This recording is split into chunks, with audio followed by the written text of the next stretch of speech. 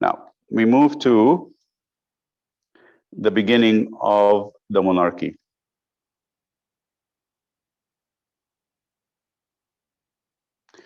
There are two books in the Jewish Torah, in the Jewish Tanakh, the book of the Bible, or the Bible of the Jewish people. It is one book. First and Second Samuel are not two books, one book. It is made in the Septuagint into two books for purpose of so you don't have that big huge scroll of book. You cut it into two. It is 31 chapters. It's narrative. The book of First Samuel was written by Samuel the prophet and maybe other prophets.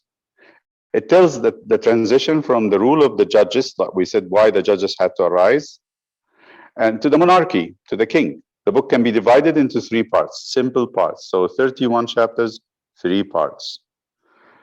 The first one is the story of Samuel himself, chapter 1 to 7. And the second part is the story of Saul. And the third part is the story of Saul and David together. So when you talk about the account of Samuel, it's 1 to 7. The account of Saul is 8 to 15. The account of David is 15, David and Saul, 15 to 31. Second Samuel will be completely dedicated to David.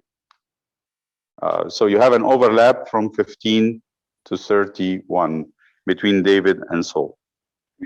What happened in the account of Samuel? Samuel is the only person in the Bible who's in the Old Testament, I'm talking, not the New Testament, I'm sorry, the Old Testament, whose story, whose narrative begins before his birth. For a little bit is Isaac too, before I forget, and maybe Ishmael for the naming, but otherwise Samuel's story begins in chapter 1 with the story of his mother, Hannah. She was barren. She made a vow. She promised God to give him as a Nazirite whatever comes out of her womb, either a boy or a girl. And the high priest gave her a promise. She took the words from the mouth of the high priest as the promise of God. And she already immediately changed her her countenance. She ate, she drank, she was crying, she started to be joyful. It's exactly what Abraham had done when God showed him the stars. Likewise, Hannah did the same. When she heard the high priest says, whatever you ask of the Lord, he will give you. You will have it. And in 1 year time, she brought a child and she called him Samuel. In chapter 2, we have her prayer, a beautiful prayer modeled like the prayer of St. Mary in Luke 1. Eli and his son condition in chapter 2 and her prayer too. So they were actually the high priest and his priest, the sons. They were in very miserable shape. In chapter 3 is the calling of Samuel. God speaks to Samuel. Samuel, you know the story. Chapter 4, whatever God said to Samuel in chapter 3 is fulfilled in chapter 4. And the ark gets taken and the land of the Philistines. And the ark moves from one city of the Philistines to another. And I have this little map here to show you. This is Jerusalem. It's not far. And it's Ekron, Gath, where Goliath is from, Ashdod, Ashkelon, and Gaza. These are the 5 cities of the Philistines that the ark will move from one city to another. Every time the ark goes to a city, the Philistines get sick. Big time. The Ark of the Covenant sickened them. Big time. And one of the times they offered the ark, the first time they entered him into their God's house, the temple of their idol, Dagon. And Dagon is a man's torso, and the lower part is a fish. And he is the Near Eastern god of grain. He's adopted by the Philistines. That's not their original god. They adopted him from somewhere else. So they used to place their trophies in the sanctuary. It's very common. So in chapter 5, they bring the Ark of the Covenant and put it there in the house of Dagon. And the Dagon actually, in the next morning, they found him face down with his arms cut. Every time they bring him up and they blaster him, you will find him back on his face broken. In chapter 7, the ark could not stay anymore because they got sick in every city and people didn't want him. The people of the cities would say, don't bring him to our city. We don't want the ark. So they make a very interesting thing. They get 2 cows who are milking cows. They have calves, babies, and they take their babies and they tie the 2 cows to a cart and they put the ark on the cart and they see. Usually cows will not leave their calves behind. What happened is they said, if the cows leave this land of the Philistines and the Israelites and leave their calves behind, then we know it is the God of Israel who did this to us, all this sickness and all this breaking and all this destruction. If they don't leave and they act like normal cows, we know it is just something that happened by chance for us. It's our bad luck. The First Samuel in chapter 7 describes to us that the 2 cows started to low, that's the voice of the lowing of the cows, loudly. And they kept walking straight toward the land of Israel. Why they were lowing, the Bible would say, and the commentaries would say, they were in distress. They're leaving their kids behind, but they cannot help it. They have to move forward. When they reach Jerusalem, the people get so excited about the return of the ark, and they start offering sacrifices. Chapter 7 is the Samuel narrative about the events in his time. So that's 1 to 7. Then in chapter 7, in chapter 8, people start to ask for a king. Enough, enough, enough. We don't want any more judges. The last judge in this, so first judge is Joshua. The last judge is, I'm going to ask you about this. The first judge is Joshua himself. When the last judge will be Samuel and his children. That's the last judge. Then we move into the king. So they asked for a king and someone said, why? What did I do? And God said, go make them a king. Don't complain. They are not, if they are complaining about anybody, not about you, it's about me. Saul, in the same time, was a young man, very handsome, tall man, very big. You say this is one of the tallest people in Israel. From his shoulder up, taller than anybody in Israel. Was looking for the donkeys, the female donkeys specifically, of his father who ran away from the house. When he was looking for them, his servant said, we have a vizier, somebody who can tell us where they are. He's gifted. He's talking about Samuel. So he's asking, and they said, do we have anything to give to this man? And the servant says, I don't know, let me look. He looked for himself and found like a very tiny, like 2 grams of silver, something that you can't really think about it as anything. And they said, the commentators say, if he didn't have this, he would have never seen Samuel. They would cancel the whole project. So between the donkeys running away, between this piece of silver, Saul was made anointed a king. The first war of Saul after being anointed a king in chapter 10 was for a city. And it is the people of Gibeah. And the people here will always remember that he came to their aid. And we took this in the study. What was the name of the king? And I said the name of the king was very important. His name was Nahash. And we said Nahash was the name given to the devil, the serpent in the garden. So he made the war and saved the people of Gibeah, who Nahash wanted to humiliate. Then in chapter 12, Samuel is forced to transfer the leadership from himself as there was a confederate of tribes, and Samuel was the leader of that confederate. He transferred the leadership from himself to Saul as the king. Then Saul fight against the Philistines, and then he doesn't wait for Samuel. Remember, Samuel is from Ephraim, his father, because he's a Nazarite, he's a priest. He told him, don't sacrifice anything until I come. Saul doesn't wait for him. And when Samuel says, why did you do that? Why did you do a sacrifice? You're a king, you're not a priest. He said, because I was afraid the army that I collected started to scatter and they got bored and tired of waiting. So I had to do it so that they don't leave me. And Samuel was very angry with him. The second fight against the Philistine and his vow, in that vow, he said, nobody should eat anything until we defeat them.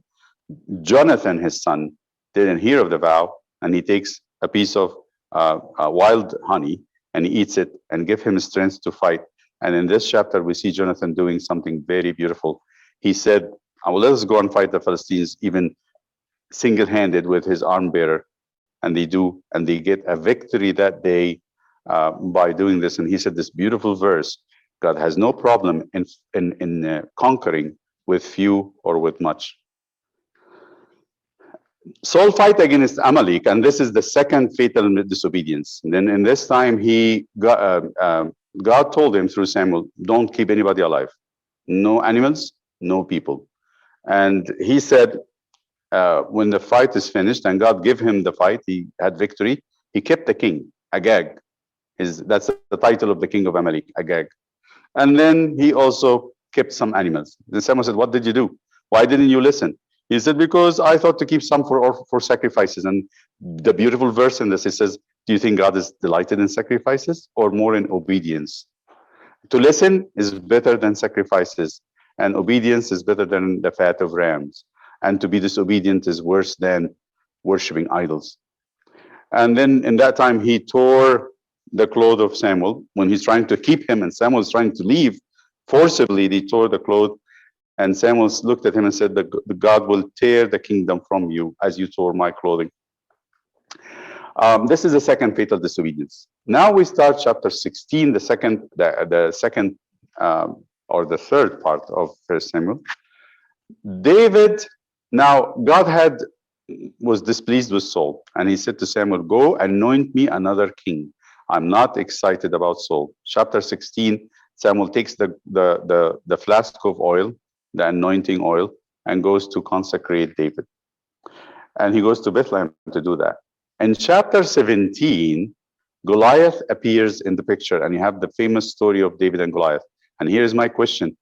What made David very sure, what promise God gave David to be sure that he will kill the giant?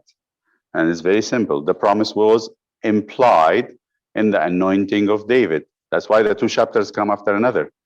David gets anointed as a king in chapter 16. Goliath started to mistreat the Israelites in chapter 17. David takes it as God is saying to him, you will kill this giant. Go, you are the king. And this is what made this act of heroic faith, not a suicide. David, Saul, and Michal, there is an interaction between the three. Michal loved David. She's the only woman in the whole Bible from beginning to end that's said to be emotionally involved with a man, and that's chapter 18. David is covered up by Michal as Saul now is seeking to kill him after the thing and started to be very envious and jealous of David and wanted to kill him. Michal helps him to run away. David escaped to Samuel. Here you have all the Psalms now. There's a lot of Psalms written, and if I have a chance, I might be able to give you a list of what happened and what Psalm David wrote. So that's a very nice story. The Psalms are actually titled with the events, so you can link the two. David escaped to Samuel, to the prophet. Then David meets Jonathan. They make a covenant. Then David goes to the high priest. He's on the run, fleeing from Saul. He's hungry, and he has no weapons. So he goes to the high priest Ahimelech and asks him, do you have bread? You know, I have the showbread, which is not supposed to be eaten except by the priest. But if you're hungry, I'll give it to you if you are not if you're ready. The readiness meant to be consecrated. Same thing we talked about by the mountain at Mount Sinai. It said two things: that they washed their clothing and they had not had intimate relationships with their wives. And they said, we've been on the run for the last week. They give him the bread and they eat. He gave him the sword of Goliath and he leaves. Then Saul comes to ask about David, and the high priest says, I didn't know that you are in fight with David. I had no idea. I said, Saul said, you gave him food and you gave him a sword. You're my enemy. And he asked people to kill the priest. Nobody wanted to. A foreigner came who was the one who told on David and killed the high priest. And they made a massacre that they killed all the family of that priest, Ahimelech. This were the descendants of Eli, the high priest. So this massacre, I think, is the final and the most tragic thing in the time of Saul. He had done the ultimate sin. Saul started to pursue David into many places. In chapter 23, Saul pursued David to the cave at En Gedi in chapter 24, where David actually cuts a piece from his clothing when Saul was unaware. And then David showed it to him from afar, and Saul cried, and he understood that David had the chance to kill him, and he didn't. Samuel died in chapter 25. At the same time, David encounters Nabal and Abigail. David and Saul in the wilderness of Ziph again, and in this time, David takes his cup and his spear, and he showed it to him from afar when Saul was asleep. The second time, Saul cries and repents. David says, no more. I can't trust Saul anymore. I'm going to leave. And he went to the Philistines, his enemies. And he stayed with the king of the Philistines, Achish, chapter 27. It ends in chapter 28 with the most dramatic chapter in the Bible. Saul goes to meet a necromancer, which is a person who calls the dead. And he asks to bring in the spirit of Samuel. She brings the spirit of Samuel. Samuel tells Saul that you will die tomorrow, you and your sons, and you will come with me. Saul becomes so sick, he had not eaten anything, and he is crushed, he's broken, and the woman feeds him and comforts him, and he leaves the next day. Then David actually, in the meantime, goes to Achish and said, I'll go with you for fighting Saul. Achish said no, because his counselors said, don't trick David with us. David is going to betray us. He's the one who killed Goliath. You don't remember that? The Amalekites attack David, and David ran after them and get his family back and everybody safely. Then chapter 31 ends by the death of Saul, where the Philistines actually find him injured, and he killed himself in a suicidal action. They cut his head, hang it on the door of one of the cities. The people of Gibeah, whom Saul had saved in the beginning, an act of loyalty, come and take his head and his body. They make a burial for him, a proper burial for a king. This ends the book of 1 Samuel. I want to make a note here: the transition from Eli to Samuel. Eli is a priest and judge. Samuel is a prophet, priest, and judge. Is very smooth. Nothing happened. The transition from Samuel to the first king, Saul, is with some difficulties. Samuel is a little bit resistant. But the transition from Saul to David is with great difficulty, bloody. Okay? So this is something to keep in mind.